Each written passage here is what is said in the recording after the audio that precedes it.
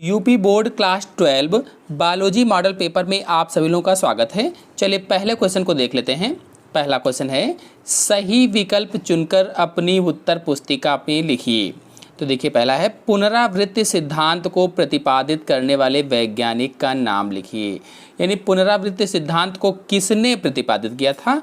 तो वैज्ञानिक हैकल जो थे इन्होंने प्रतिपादित किया था। फिर नेक्स्ट क्वेश्चन है, जंतु कोशिकाओं में क्लोनिंग के लिए उपयुक्त संवाहक है। जंतु कोशिकाएं हैं उसमें क्लोनिंग के लिए उपयुक्त संवाहक बताना है। तो SV14 ये प्लाज्मिड जो है ये क्लोनिंग के लिए संवाहक होता है। फिर नेक्स्ट है, डीएनए खंडों की पहचान करते हैं। तो सर्दन ब्लॉटिंग से की जाती है। इसमें एक ट्रे थी, ट्रे के ऊपर फिर एक रबड़ बैंड रखते थे, उसके ऊपर फिर सोखता रखते थे। तो इस तरह से मैंने जो सर्दन ब्लॉटिंग बताई हुई है आप जा करके मेरे चैनल में वीडियो को देख सकते हैं, अच्छे से समझ जाएंगे। तो इसमें सर्दन ब्लॉटिंग सही होगा। फिर नेक्स्ट क्वेश्चन पर आते हैं। नेक्स्ट क्वेश्चन है, निम्नलिखित में से कौन सी वायु प्रदूषक गैस है और अम्लीय वर्षा बनाती है? तो वायु प्रदूषक गैस बताना, ऑक्सीजन नहीं है, हाइड्रोजन नहीं है, नाइट्रोजन नहीं है, सल्फर डाइऑक्साइड है। सल्फर डाइऑक्साइड वायु प्रदूषक गैस है और अम्लीय वर्षा बनाती है। फिर दूसरे नंबर क्वेश्चन पर आते हैं। दूसरे नंबर का है, मेंडल ने अपने प्रयोग के लिए कितने लक्षणों का चुनाव किया था? तो मेंडल ने अपने प्रयोग के लिए 7 लक्षणों का चुनाव किया था। 7 लक्षणों को चुना था इन्होंने, जिसमें से कहा गया कि इन्हीं 4 के नाम बताइए। तो देखिए पहला है तने की लंबाई एक लिख लीजिए। दूसरा है पुष्पों का रंग। तीसरा ले लेते हैं बीज की आकृति। और चौथा ले लेते हैं बीजों का रंग। 4 हो गए, 4 पूछा गया था, 7 कुल थे। फिर अगला है, वंशागति का क्रोमोसोमवाद किसने प्रस्तुत किया था? तो वंशागति का क्रोमोसोमवाद सटन व बॉवेरी ने प्रस्तुत किया था। सटन व बॉवेरी ने। फिर अगला है, जीन की परिभाषा लिखिए, ये कहाँ पाए जाते हैं? तो देखिए जो जीन है ये जीन आनुवंशिक इकाई होते हैं। जीन एक आनुवंशिक इकाई है और ये गुणसूत्रों पर पाए जाते हैं। गुणसूत्रों पर डीएनए होता है और डीएनए पर जीन पाया जाता है। यानी कुल मिलाकर के गुणसूत्रों पर या क्रोमोसोम पर जीन पाए जाते हैं। फिर अगला है, मॉलिक्यूलर कैंची क्या है, इसकी परिभाषा दीजिए। मॉलिक्यूलर कैंची कहो चाहे आणविक कैंची कहो, तो यह एक रिस्ट्रक्शन एंडोन्यूक्लियेज एंजाइम है। रिस्ट्रक्शन एंडोन्यूक्लियेज एंजाइम है। जो मॉलिक्यूलर कैंची है ये रिस्ट्रक्शन एंडोन्यूक्लियेज एंजाइम है, या इसे ही आणविक कैंची कहा जाता है। आणविक कैंची। और डीएनए कट करने के लिए इसका उपयोग किया जाता है। डीएनए को कट करने के लिए, यानी डीएनए को कट करने के लिए प्रयोग की गए एंजाइम को ही मॉलिक्यूलर कैंची या आणविक कैंची कहा जाता है। क्या कहेंगे? डीएनए को कट करने के लिए प्रयोग किए गए एंजाइम को ही आणविक कैंची या मॉलिक्यूलर कैंची कहते हैं। फिर अगले क्वेश्चन पर आते हैं। आनुवांशिक अभियांत्रिकी में उपयोगी किन्हीं 2 एंजाइमों के नाम तथा कार्य लिखिए। आनुवांशिकी अभियांत्रिकी में उपयोगी किन्हीं 2 एंजाइमों के नाम लिखना है और कार्य बताना है। तो देखिए आनुवांशिक अभियांत्रिकी में उपयोगी पहला एंजाइम है प्रतिबंधन एंडोन्यूक्लियेज एंजाइम। प्रतिबंधन एंडोन्यूक्लियेज एंजाइम, जिसे आणविक कैंची कहा जाता है जो अभी आया था, या मॉलिक्यूलर सीजर कहा जाता है, या रिस्ट्रक्शन एंडोन्यूक्लियेज एंजाइम इसे ही कहा जाता है। और ये क्या करता है कि डीएनए को विशिष्ट स्थलों से काटता है। ये डीएनए को कट करता है, विशेष स्थानों से कट करता है। और दूसरा 2 एंजाइम के नाम पूछे गए, तो दूसरा है डीएनए लाइगेज। डीएनए लाइगेज ये क्या करता है? ये डीएनए के जो खुले सिरे होते हैं, खुले सिरों को जोड़ने का कार्य करता है, जोड़ता है। तो पहला है प्रतिबंधन एंडोन्यूक्लियेज एंजाइम जो डीएनए को कट करता है विशेष स्थानों से। दूसरा है डीएनए लाइगेज जो डीएनए के खुले सिरों को जोड़ने का कार्य करता है। फिर अगला क्वेश्चन है, क्रॉसिंग ओवर पर टिप्पणी लिखिए। क्रॉसिंग ओवर को जीन विनिमय कहा जाता है। हिंदी में जीन विनिमय कहते हैं। क्रॉसिंग ओवर यानी जीन विनिमय। और ये होता क्या है कि समजात गुणसूत्रों की प्रत्येक जोड़ी की नॉन सिस्टर जो क्रोमैटिड होते हैं, समजात गुणसूत्रों के प्रत्येक जोड़े के नॉन सिस्टर क्रोमैटिड जो होते हैं, नॉन सिस्टर क्रोमैटिड के खंडों के मध्य होने वाली पारस्परिक आदान प्रदान की क्रिया है, कि खंडों के मध्य होने वाले पारस्परिक, देखिए क्या होते हैं, जैसे एक गुणसूत्र ये है और दूसरा ये है, तो इस तरह से इसमें का थोड़ा सा कट के इसमें चला गया, इसमें का कट के इसमें चला गया, तो इसे ही क्रॉसिंग ओवर कहा जाता है। फिर अगला है बायोपायरेसी किसे कहते हैं, बायोपायरेसी। तो देखिए किसी एक देश द्वारा, कोई एक देश है, किसी एक देश द्वारा किसी दूसरे देश के जैविक संसाधनों का बिना अनुमति के चोरी करना या उसका उपयोग करना ही बायोपायरेसी कहलाता है। यानी किसी एक देश के द्वारा किसी दूसरे देश के जैविक संसाधनों की चोरी करना या बिना अनुमति के उनको यूज करना ही बायोपायरेसी कहलाता है। ओजोन परत किसे कहते हैं, इसका क्षय कैसे हो रहा है? तो देखिए ओजोन परत क्या है, जो हमारा स्ट्रेटोस्फीयर है, जो हमारा वायुमंडल है, इसके चारों ओर एक लेयर पाई जाती है और इसे ये कहाँ पर होती है, तो स्ट्रेटोस्फीयर में पाई जाती है। ये लेयर ओजोन परत कहलाती है, O3 होती है। और ये सूर्य से आने वाली पराबैंगनी किरणें होती हैं, इन पराबैंगनी किरणों को अंदर नहीं आने देती है, उनको अवशोषित कर लेती है, उन्हें वापस कर देती है। और जो सूर्य से आने वाली पराबैंगनी किरणें हैं, ये जीवों के लिए हानिकारक होती हैं, तो इनसे हमारी रक्षा करती है। और इसका क्षय कैसे हो रहा है पूछा गया है। तो देखिए जो CFC गैस है, जैसे रेफ्रिजरेटर जो होते हैं, जो फ्रिज होते हैं, इनसे CFC गैस निकलती है, क्लोरोफ्लोरोकार्बन निकलती है, ये इसको खत्म कर रही है। जगह जगह पर इसमें छिद्र हो रहे हैं इसकी वजह से, जिसकी वजह से ये जो पराबैंगनी किरणें हैं नीचे तक आ जाएंगी और जीवों को हानि पहुंचाएंगी। तो इस तरह से इसका क्षय हो रहा है। फिर अगला है क्राई प्रोटीन क्या है, उस जीव का नाम बताइए जो इसे पैदा करता है।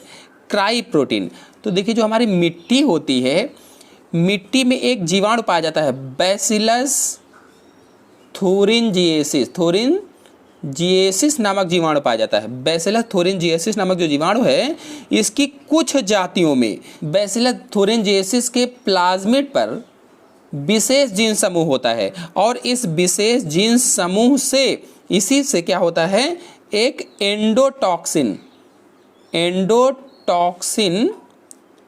प्रोटीन बनता है। ये एंडोटॉक्सिन जो प्रोटीन बना, इसके रवे जीवाणु के स्पोरों में एकत्रित हो जाते हैं, स्पोरों में इकट्ठा हो जाते हैं।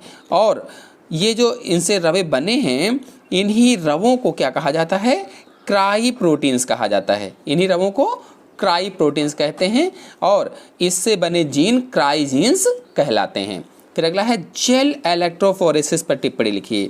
तो देखिए जो जेल इलेक्ट्रोफोरेसिस होती है, एक इस तरीके की ट्रे जैसा होता है और इसको इलेक्ट्रिक करंट से जोड़ा जाता है और इसमें यहाँ पर गड्ढे होते हैं, DNA के सैंपल को यहाँ पर डाला जाता है, इस पर एगारोज जेल होता है और एगारोज जेल DNA कणों को अलग करता है। तो कह लीजिए कि एक तरह से DNA खंड को आकार व लंबाई के अनुसार अलग अलग करने का तरीका है। DNA खंड को आकार और लंबाई के अनुसार अलग अलग करने की एक मशीन होती है। जो बड़े खंड होंगे वो पास में रह जाएंगे, छोटे खंड अधिक दूर दूर तक इसमें चले जाते हैं।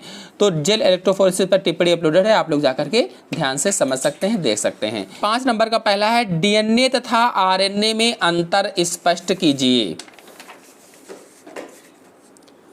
फिर 5 नंबर का पहला है DNA तथा RNA में अंतर स्पष्ट कीजिए। तो देखिए जो DNA होता है, DNA केंद्रक के अंदर गुणसूत्रों पर पाया जाता है। जो केंद्रक है कोशिका के अंदर, इसमें गुणसूत्रों पर पाया जाता है। जबकि जो RNA होता है, RNA केंद्रक के अंदर जो केंद्रिका होती है, जो केंद्रक है, यहाँ पर देखिए क्रोमैटिड्स होंगे, यहाँ जो केंद्रिका होती है छोटी सी, इसमें RNA पाया जाता है और कोशिका द्रव्य में भी RNA पाया जाता है। और इसी के साथ साथ जो DNA होता है, DNA डबल स्टैंडर्ड होता है। DNA double standard, RNA single standard होता है। और DNA में डीऑक्सीराइबोस शर्करा पाई जाती है, RNA में राइबोस शर्करा पाई जाती है। फिर अगला है समारंभन कोडान तथा समापन कोडान से आप क्या समझते हैं। तो देखिए जो कोडान है इसे क्या कहा जाता है, पहले ये जान लेते हैं। तो 3 नाइट्रोजनस क्षारकों का वह अनुक्रम जो किसी प्रोटीन संश्लेषण के संदेश को निहित रखता है उसे ही कोडान कहा जाता है। और समारंभन कोडान वो कोडान होते हैं जो पॉलीपेप्टाइड श्रृंखला या पॉलीपेप्टाइड चेन को शुरू करते हैं, समारंभन कोडान कहलाते हैं। और समारंभन कोडान में AUG आता है। AUG समारंभन कोडान है, ये पॉलीपेप्टाइड चेन को शुरू करता है। जबकि जो समापन कोडान होते हैं, समापन कोडान पॉलीपेप्टाइड चेन को बंद करते हैं, समाप्त करते हैं। और इसमें से UAA, UAG और UGA ये 3 समापन कोडान होते हैं। फिर पारजीनी जंतु क्या हैं, इनका उत्पादन क्यों किया जाता है, मानवों के लिए इनकी उपयोगिता का संक्षेप में वर्णन कीजिए। तो पारजीनी जंतु क्या होते हैं, तो जब किसी एक जीव में किसी दूसरे जीव के जीन को जोड़कर नया जीव बनाया जाता है, जैसे ये कोई एक जीव है और ये दूसरा जीव है, तो इस जीव के जीन को निकाला गया, फिर इस जीव के जीन को निकाला गया और एक नया जीव बन गया इससे।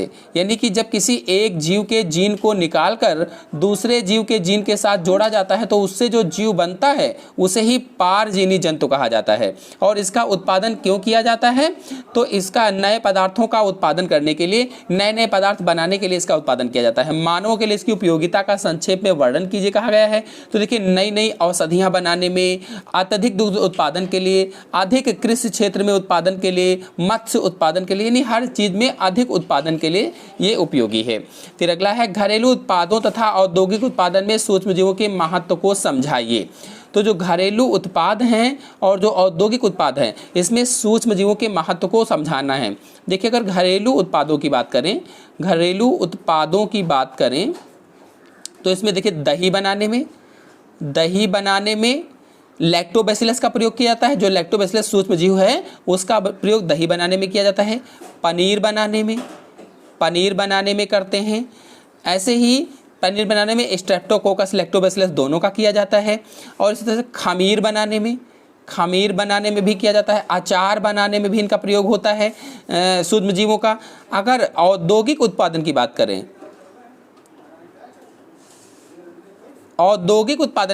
तो वाइन है, बियर है, शराब है आदि बनाने में सैक्रोमाइसिस सेरेविसी का प्रयोग करते हैं। सैक्रोमाइसिस सेरेविसी सूक्ष्मजीव का। सिरका बनाने में एसिटोबैक्टर एसिटी का प्रयोग किया जाता है।